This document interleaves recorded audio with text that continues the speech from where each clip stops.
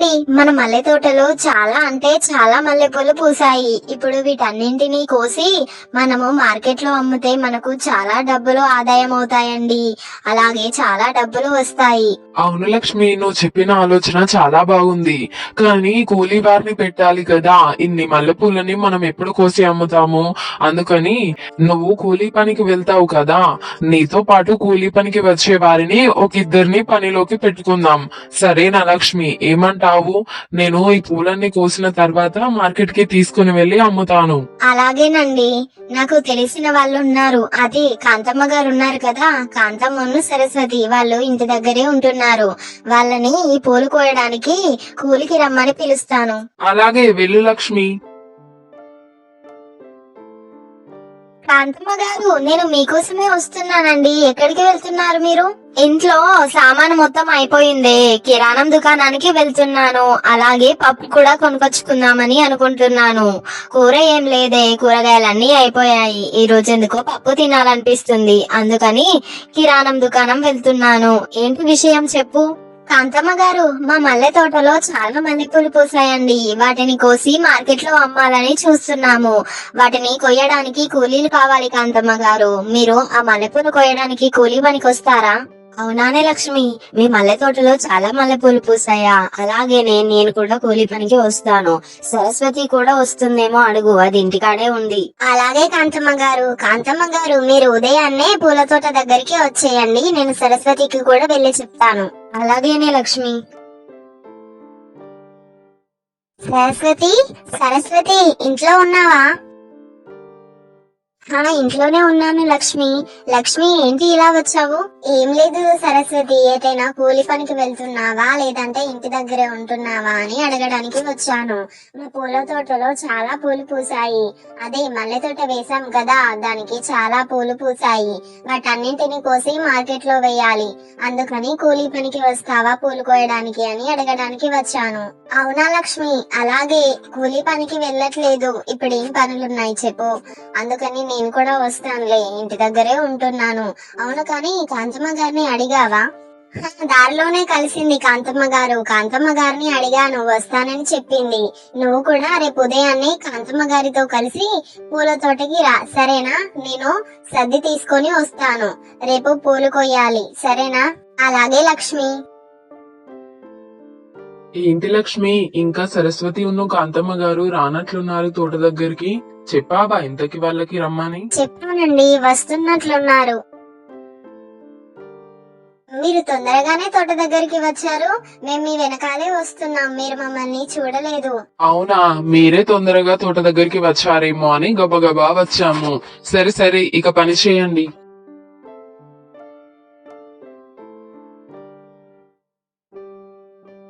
ఈ రోజు మీరు చాలా అంటే చాలా పూలు కోసారు. రేపు కూడా ఇలాగే కూలి పనికి రండి, సరేనా? అలాగే లక్ష్మి, కూలి పనికి వస్తాము. చీకటి పడేలా ఉంది. సరే, ఇక పదండి, ఇంటికి వెళ్దాం. ఆ రామయ్య మల్లె తోటలో ఎన్ని మల్లెపూలున్నాయి. అవి బయట అమ్మితే చాలా అంటే చాలా డబ్బులు వస్తాయి. ఆ తోట ఏమన్నా పూత పూసిందా? చాలా పూత పూసింది. ఈ రోజే ఇంకా చాలా బస్తాలంటే చాలా బస్తాల పూలు కోసాము.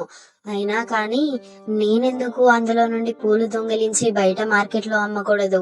నాకు కూడా ఇటు కూలీ పనికి కూలీ డబ్బులు వస్తాయి, అటు అమ్ముకున్నందుకు పూల డబ్బులు కూడా వస్తాయి.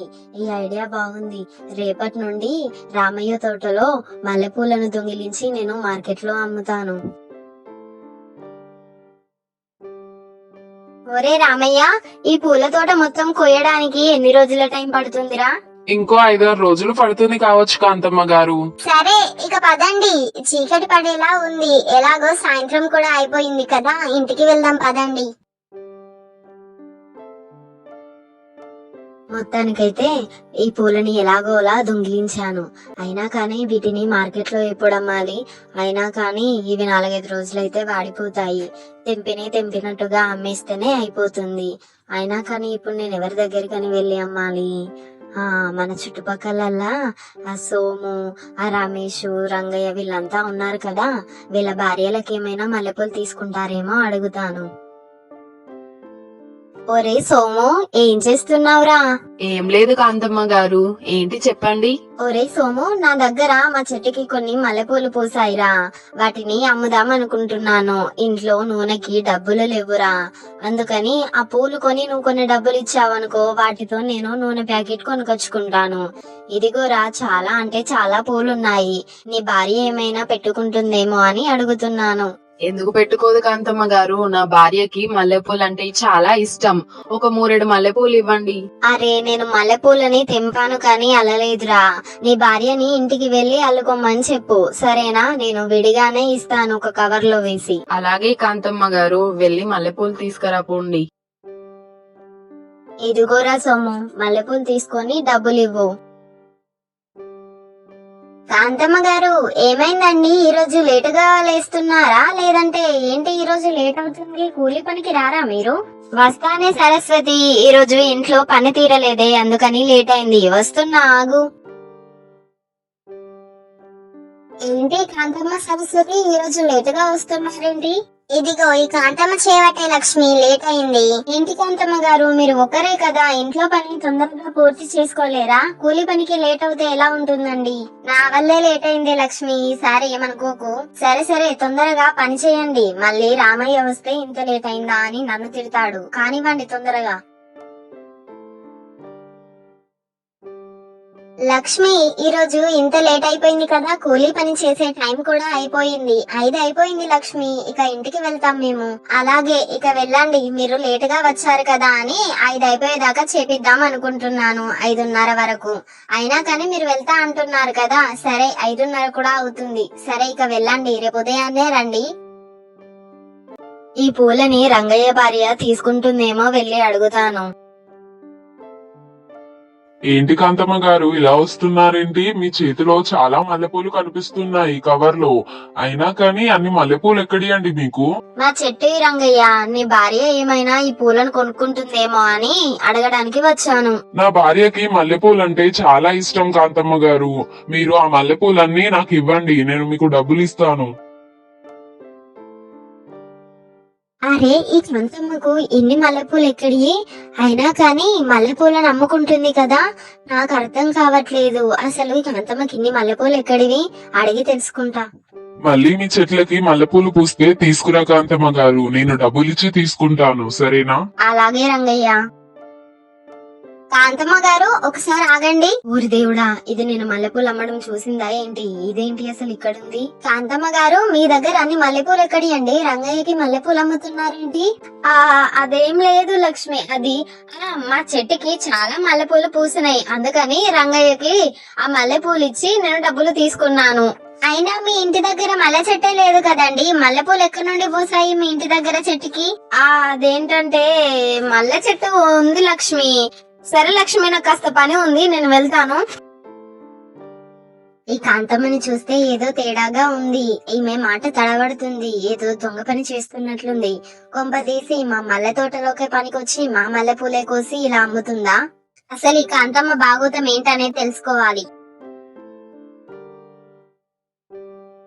కానివ్వండి, తొందరగా పూలు కొయ్యండి. ఎందుకింత ఆలస్యం చేస్తున్నారు? తొందరగా పూలను కొయ్యండి. ఈ లక్ష్మి ఏంటి కాంతమ్మ గారు, ఎప్పుడూ లేని ఈ రోజు చాలా కోపంగా ఉందేంటి? ఏమోనే సరస్వతి, నాకేం తెలుసు దానికేం పుట్టిందో. కాంతమ్మని గమనిస్తూ ఉండాలి, ఇది ఎలాగా దొంగతనం చేస్తుందా అనేది. ఇంతకి దొంగతనం చేస్తుందా లేదంటే దీని ఇంటి దగ్గరనే మల్లె చెట్టు ఉందా అనేది ఈ రోజు తెలుస్తుంది కదా, దీన్నే ఒక కంట కనిపెడుతూ ఉండాలి. ఈ రోజు కొన్ని ఎక్కువ మల్లెపూలు తెంపి నేను సంచిలో వేసుకుంటాను. ఆ రంగయ్య తీసుకుని రమ్మన్నాడు కదా, ఈ రోజు రంగయ్య కొన్ను రమేష్ కి ఈ రోజు పువ్వులమ్మాలి. ఈ కాంతమ్మ దొంగలిస్తుంది. మా తోటలోని పూలని దొంగిలించి బయట డబ్బలకి అమ్ముకుంటుంది. ఈ దొంగను ఇప్పుడు దీని సంగతి చెప్తాను. కాంతమ్మ గారు, ఏం చేస్తున్నారండి? ఏంటి లక్ష్మి, కూలి పని చేస్తున్నాను, నువ్వే కదా పూల తోటలకి పూలు కొయ్యమని పిలిచావు. మళ్ళీ ఇప్పుడు ఏం చేస్తున్నావు కాంతమ్మ గారు అంటున్నావేంటి? అతి తెలివి ప్రదర్శించకండి కాంతమ్మ గారు. మీ ఇంటి దగ్గర మల్లె చెట్టే లేదు, కానీ మీరు రంగయ్యకి మల్లె పూలు అమ్ముతున్నారు. నా ఇంటి దగ్గర మల్లె చెట్టు ఉంది, దానికి పూసిన పువ్వులతో నేను అమ్ముకుంటున్నానని చెప్తున్నారు. నిజానికి మీ ఇంటి దగ్గర మల్లె చెట్టే లేదు. ఇప్పుడు నా కళ్ళ ముందే మీరు మా మల్లె తోట నుండి మల్లె పూలని దొంగిలిస్తున్నారు. ఇంకా నన్నే మీరు అబద్ధం అన్నట్టుగా మాట్లాడుతున్నారు. ఇది మీకు న్యాయంగా అనిపిస్తుందా? కూలి పనికి వచ్చిన ఆవిడవి కూలి పని చేసుకొని వెళ్ళాలి. ఈ దొంగ బుద్ధి ఏంటి మీకు? ఏంటి లక్ష్మి నువ్వు మాట్లాడుతుంది? కాంతమ్మ గారు పూలని దొంగిలిస్తున్నారా? నాకు అసలు ఈ విషయమే తెలీదు. అవును సరస్వతి, నేనెందుకు అబద్ధం ఆడతాను చెప్పు. నిన్న రంగయ్యకి నా కళ్ళ ముందే మల్లె పూలని అమ్మి డబ్బులు తీసుకుంది. మళ్ళీ నేను అడిగితే ఏమని చెప్పింది? మా ఇంటి దగ్గర మల్లె చెట్టు ఉంది, దానికి పూసిన పూలనే అమ్ముకుంటున్నానని అబద్ధం చెప్పింది. ఇప్పుడు చూడు, నా కళ్ళ ముందే మల్లె పూలని దొంగలిస్తుంది. ఏంటి కాంతమ్మ గారు, కూలి పనికి వచ్చిన వారు కూలి పని చేసుకోవాలి. ఈ దొంగ బుద్ధి ఏంటి మీకు? అయినా కానీ లక్ష్మి చెప్తుంది నిజమే. మీ ఇంటి దగ్గర అసలు మల్లె చెట్టే లేదు. నాకు తెలియని మల్లె చెట్టు మీ ఇంటి దగ్గర ఎక్కడిది? ఈ అబద్ధాలు చెప్పడానికి మీకు సిగ్గుగా అనిపించట్లేదు? కాంతమ్మ గారు, మీరు తెంపిన మల్లెపూలన్నింటినీ ఇక్కడే వదిలేసి ఇప్పుడే మీరు మా తోటలో నుండి వెళ్లిపోండి. లేదంటే నేనేం చేస్తానో నాకే తెలీదు. ఈ రోజు కూలి కూడా ఇవ్వను మీకు. వెళ్ళండి, ఇంకేం చేస్తున్నారు? మర్యాదగా ఈ తోటలో నుండి వెళ్ళిపోండి.